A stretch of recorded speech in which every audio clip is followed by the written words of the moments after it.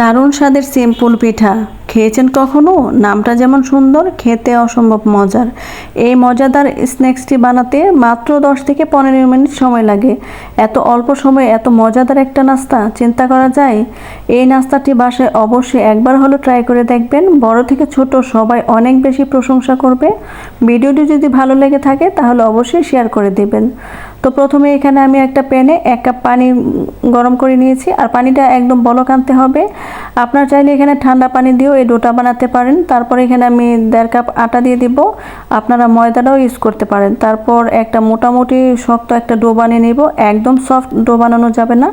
তারপর এরকম লিচি কেটে আমি বড় একটা রুটি বেলে নেব। আপনারা চাইলে এখানে যে কোনো ক্যাপের সাহায্যে ছোট ছোট গোল গোল করে কেটে নিতে পারেন। তবে আমি এখানে একটা কুকি কাটারের সাহায্যে এরকম ডিজাইন করে কেটে নিয়েছি। আপনারা এখানে যে কোনো শেপ দিয়ে বানাতে পারেন। তারপর এখানে আমি এখন সিম্পল করে এটা বানিয়ে নেব। আপনাদের বোঝার সুবিধার্থে আমি আরও কয়েকটা বানিয়ে দেখাচ্ছি। এটা বানানো খুবই ইজি, আপনারা একবার দেখলে এটা বানাতে পারবেন। এটা বানানো অনেক বেশি সহজ আর খেতে অসম্ভব লেভেলের মজা। আপনারা অবশ্যই বাসায় একবার হলে এগুলো ট্রাই করবেন। তো আমার সবগুলো বানানো হয়ে গেছে। আমি একটা প্যানে পর্যাপ্ত পরিমাণ পানি গরম করে নিয়েছি, আর পানিটা যখন বলক চলে আসবে আমি সেই সিম্পল পিঠাগুলো দিয়ে দেব। এটা দেওয়ার পরে আমি এখানে পর্যাপ্ত পরিমাণে লবণ দিয়ে দেব। আর আপনারা চাইলে এখানে অল্প একটু রান্নার তেল ব্যবহার করতে পারেন। আমার মনে ছিল না, এটা স্কিপ হয়ে গেছে, তো আমি এটা একপাশে ছেঁকে রেখে দিয়েছি। এখন চুলাতে একটি প্যান বসিয়ে তাতে তেল গরম করে নিয়েছি, আর পেঁয়াজ আর কাঁচামরিচ কুচিটা ভালোভাবে ভেজে নেব। এটা যখন ভাজা ভাজা হয়ে যাবে তখন এর মধ্যে আমি দিয়ে দিব একটা ডিম ফেটিয়ে। আপনারা যদি পরিমাণে বেশি নেন তাহলে এখানে 2টা বা 3টা ডিম ব্যবহার করতে পারেন। তারপর দিয়ে দিব অল্প একটু লবণ। এটাকে ভালোভাবে মিশিয়ে নেব আর ডিমটাকে একদম স্ক্রাম্বল করে নেব।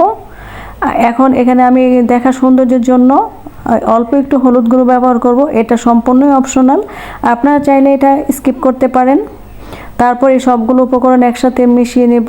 আর আমি মনে করছি আর একটু লবণ লাগবে, তার জন্য আমি অল্প একটু লবণ দিয়ে দিয়েছি। আর সেই নাস্তাগুলো বানিয়ে রেখেছিলাম সেগুলো দিয়ে দিচ্ছি। আর এটা দেওয়ার পরে 2 থেকে 3 মিনিট একটু নেড়েচেড়ে নেব। এটাকে খুব বেশি নাড়াচাড়া বা খুব বেশি জাল করতে হবে না। 2 থেকে 3 মিনিট নেড়েচেড়ে সবগুলো উপকরণ একসাথে মিশিয়ে নিলেই হয়ে যাবে মজাদার একটা নাস্তা। তো লাস্ট পর্যায়ে আমি দিয়ে দেব একটা ম্যাগি মশলা। আর এই মশলাটা দিলে যে কোনো খাবারের স্বাদ অনেক বেড়ে যায়। আপনারা চেষ্টা করবেন অবশ্যই এখানে এটা দেওয়ার জন্য। এটা সত্যি অনেক বেশি মজার একটা নাস্তা ছিল। আপনারা অবশ্যই একবার হলো বাসায় ট্রাই করে দেখবেন। বাচ্চারা তো এটা ভীষণ পছন্দ করে। আমার বাসায় তো বাচ্চারা আজকে খেয়ে বলতেছে আবার এই রেসিপিটি বানিয়ে দেওয়ার জন্য। রেসিপিটি যদি ভালো লেগে থাকে তাহলে অবশ্যই আমার পেজটি ফলো দিয়ে যাবেন আর ভিডিওটি শেয়ার করে দেবেন। সবাই ভালো থাকবেন। আল্লাহ হাফেজ।